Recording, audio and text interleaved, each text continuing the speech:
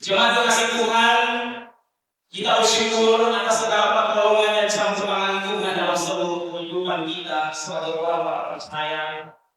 Pada hari ini, minggu pertama bulan Maret 2025, merupakan minggu prapaskah yang pertama yang ditetapkan berdasarkan kalender gerejawi di seluruh muka bumi ini. Dan karena itu,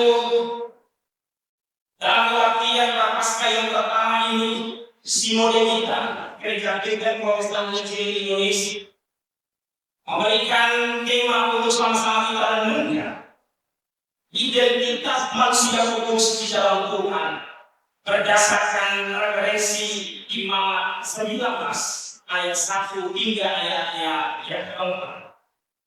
Ibu bapak, saudara-saudara jemaat yang dikasihi dalam Yesus Kristus, tentu sebagai orang-orang pilihan Tuhan yang percaya akan sabda Tuhan, yang terpatrai di dalam kebenaran firman Tuhan, orang sudah sering membaca dan mengenal lebih dekat tentang penulisan-penulisan setiap kita berdasarkan dengan alasan-alasan penulisannya dan pembagian-pembagiannya dalam istilah kekristenan kita ialah kanonisasi. Di dalam firman Tuhan di malam ini, kitab ini dituliskan dan diklasifikasikan bukan dengan sengaja. Tetapi di dalam kitab ini, khususnya dalam kitab Imamat, mengandung berbagai macam peraturan-peraturan yang diturunkan langsung oleh Tuhan yang menciptakan langit dan bumi. Dan peraturan-peraturan ini mengatur berbagai macam aspek kehidupan manusia tanpa terkecuali. Kalau orang baca dengan teliti dari Imamat yang pertama sampai ke pasalnya yang terakhir, ini adalah sebuah hukum yang diturunkan oleh Allah kepada orang-orang Israel. Peraturan-peraturan yang mengikat sampai kepada kehidupan pribadi orang, ini semuanya diatur oleh Tuhan yang menciptakan langit dan bumi. Karena itu, kalau orang ada di posisi orang Israel, mungkin orang merasa tertekan. Karena semua langkah kehidupan ini sudah ada aturan. Dan kalau melewati batas aturan itu, maka proses mengenai dan nanti akan menyatakan murung. Jadi orang-orang Israel pada zaman itu hidupnya dipenuhi oleh ketaatan kepada Allah. Tetapi kalau sudah sampai pada batas kemampuan orang itu hampir sesungguhnya untuk menerima berbagai macam peraturan yang disampaikan oleh Allah. Dalam konteks kebenaran firman Tuhan pasal 19 ini, di situ Allah menganjurkan kepada orang-orang Israel supaya mengkhususkan kehidupan orang, mengkhususkan cara tindakan-tindakan orang terhadap orang tua. Ini ayat bahkan menjaga segala pola-pola kehidupan orang supaya saya tersentuh jauh dari kebenaran yang telah Allah anjurkan kepada orang. Jangan menduakan Tuhan. Itulah yang kemudian dianjurkan Allah kepada orang. Tapi bukan dalam ayat ini. Mengapa harus demikian? Kalau orang Israel mengikuti apa yang ditetapkan oleh Tuhan, kalau orang Israel mengikuti apa yang telah diputuskan oleh Tuhan, maka orang itu tidak disebut sebagai orang-orang kudus, orang-orang yang baik kudus. Orang akan jauh dari jangkauan Allah, dan orang-orang yang tidak berada di dalam lingkaran Allah. Berarti kalau Allah bertindak, maka tentu tindakan-tindakan Allah itu tidak dapat menjangkau orang-orang dunia. Jadi kalau kita membaca dengan teliti dan memahami secara komprehensif perjanjian lama, menemukan bahwa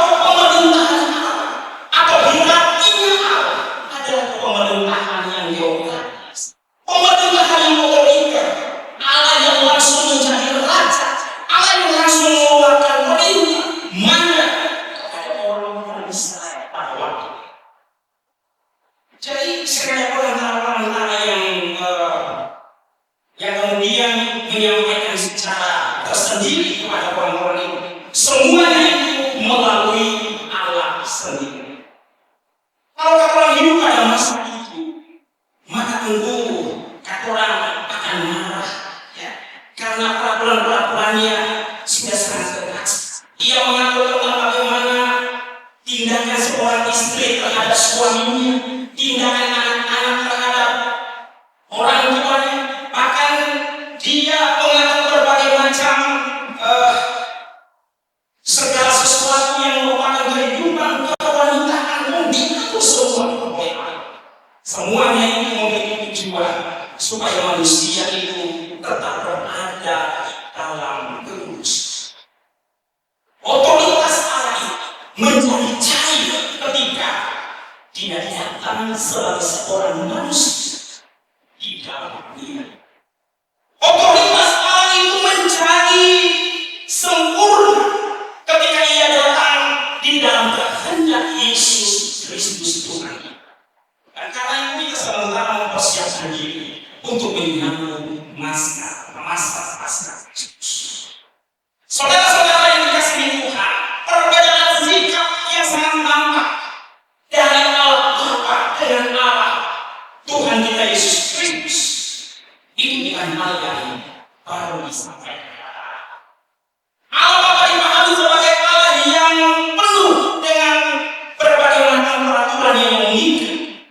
Tetapi ketika dia hadir dalam bentuk kemanusiaan Yesus Kristus, dia memberitakan tentang kasih yang lebih dekat dengan manusia. Jadi pada zaman ini tidak zaman kasih karunia, sudah tidak terikat oleh berbagai macam peraturan-peraturan yang diturunkan oleh Allah. Tetapi manusia memiliki satu saja, yaitu iman. Di dalam iman itu sudah mencakup berbagai macam hal yang harus ditaati untuk melindungi Tuhan kita Yesus Kristus. Jadi atau sesuai dengan hukum-hukum upacara seperti mempersembahkan korban sembelihan, korban makanan, dan berbagai macam hal seperti yang dilakukan oleh orang Israel pada waktu itu. Atau telah bergeser, ya, itu yang harus kita lakukan.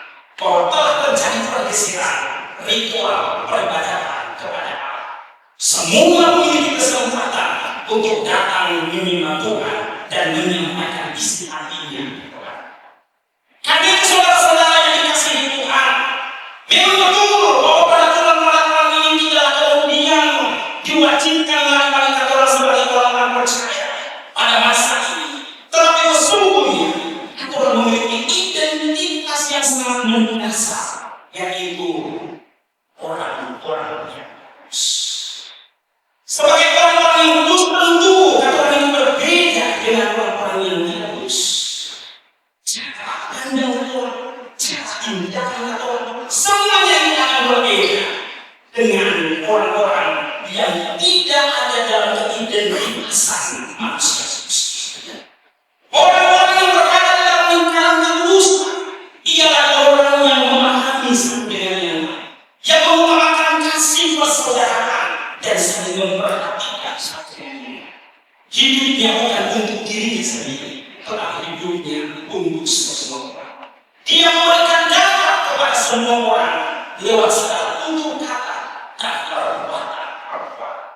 Karena itu di dalam minggu Prapaskah yang pertama, coba Tuhan diajak untuk kembali bersama kita menggerakkan seluruh kehidupan kita, menjaga kekudusan kata, menjaga kekudusan tindakan-tindakan kita, menjaga kekudusan hidup kita, supaya kita bisa layak disebut sebagai orang-orang memiliki identitas manusia kudus di dalam Allah. Tentu Bapak Ibu, Allah itu tidak kompromi dengan manusia-manusia yang tidak kudus. Dia mungkin akan memahami kita ketika kita jatuh di dalam dosa, tetapi dia tidak akan membiarkan kita jatuh dan tergeletak dalam zona dosa. Dia mau supaya kita terus memperbaharui cara pandang kita, memperbaharui hati kita dan pikiran kita, supaya terus dekat dengan Dia, terus menghantarkan kehidupan kita kepada Allah yang sesungguhnya. supaya orang itu tetap berada di dalam langkauan Dia, supaya orang itu tetap berada di dalam skala adilnya. Ibu bapak saudara-saudara yang dikasihi dalam Yesus Kristus, menjadi manusia yang beridentitas manusia kudus bukan hal yang mudah, karena aku sedang berada di tengah-tengah dunia yang tidak kudus. Atau akan berhadapan dengan hal-hal yang tidak kudus, dan hal-hal ini tentu yang akan menjadi tantangan di dalam kehidupan kita. Tapi kalau dasar itu Tuhan, maka apapun yang merupakan tantangan, apapun yang merupakan serangan dalam kehidupan orang-orang yang kudus, itu sedang berpengaruh sama. Kau bisa mengangkat itu, kau bisa menghadapi itu dengan penuh sukacita. Oleh karena itu, saudara-saudara yang dikasihi dalam Tuhan kita Yesus Kristus, kehidupan yang kudus bukan kehidupan yang dipilih, tetapi merupakan sebuah perjuangan selama kita masih ada dalam dunia. Kalau kita tidak terus berjuang untuk mempertahankan kekudusan yang ada di dalam diri kita, maka kita akan kehilangan kemuliaan. Kita akan kehilangan rahmat Tuhan. Kita akan kehilangan pantauan Tuhan. Karena Dia itu menjangkau orang-orang yang dalam hati berdoa. Dia akan terus memberikan telinganya untuk orang semua, dalam pengertian bahwa di saat orang berseru meminta, di saat kita melakukan sesuatu yang dalam keadaan sulit sekalipun, matanya, telinganya, mulutnya, semuanya akan dipakai untuk memperhatikan, untuk mendengar, untuk berbicara. Bagi orang selain orang-orang yang memiliki identitas khusus. Kekudusan berarti orang tidak terkontaminasi oleh dosa, tidak terkontaminasi oleh dosa. Dan bagi Allah kudus itu tidak ada campuran antara dosa dan kekudusan. Allah itu memahami bahwa sesungguhnya kudus ya kudus, dosa ya dosa. Jadi orang-orang yang berada di dalam situasi-situasi ini perlu memahami bahwa sesungguhnya kita hidup bukan untuk dosa, tetapi kita hidup untuk kekudusan. Karena itu kerjakanlah segala sesuatu, berupaya supaya apapun yang engkau lakukan berdasarkan pengendalian diri, oleh karena engkau menyadari engkau adalah manusia kudus. Tetapi jika engkau melakukan segala sesuatu dengan tidak menyadari bahwa engkau adalah manusia kudus, maka tentu engkau akan terjebak di dalam keberdosaan yang mengantarkanmu untuk menuju kepada kebinasaan. Kristus tidak menginginkan supaya manusia itu ada dalam kebinasaan. Sejak awal Dia tidak menginginkan untuk manusia jatuh ke dalam dosa, tetapi itu merupakan sebuah bimbingan manusia yang ada pada manusia. Tetapi oleh karena inisiatif daripadanya, Dia datang untuk memberikan kehidupan kepada manusia, mengangkat kembali manusia dari tempat yang tidak kudus menuju kepada tempat yang kudus, supaya semua orang-orang yang kudus ini memperoleh segala sesuatu yang merupakan rencana-rencana dan kehendak Tuhan. Mari hidup kudus bersama. Kita coba bersama Bapak, supaya semua kita di dalam jemaat Shalom ini memiliki hidup kekudusan dalam perkataan kita dan tindakan kita. Semuanya memiliki kekudusan, dan ketika terdapat kekudusan di dalam jemaat ini, apapun yang kita minta, semua akan dikabulkan oleh Tuhan. Percaya bahwa Dia Allah yang terus hadir dan akan terus